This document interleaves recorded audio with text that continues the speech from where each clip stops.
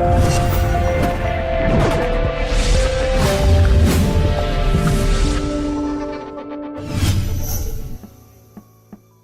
right, market outlook. So today, what we saw, we were wondering if market was going to pivot here and continue higher as it attacks this macro resistance level.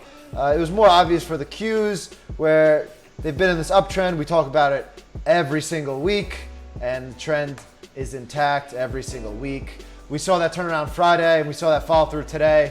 I mean, we have Amazon, Apple, Facebook, and Google all reporting earnings after the close Thursday. So, the whole market this week is going to be dependent on what those numbers are. But, that's really it. It's still in the trend. We pivoted where we need to in the NASDAQ. But again, we have those earnings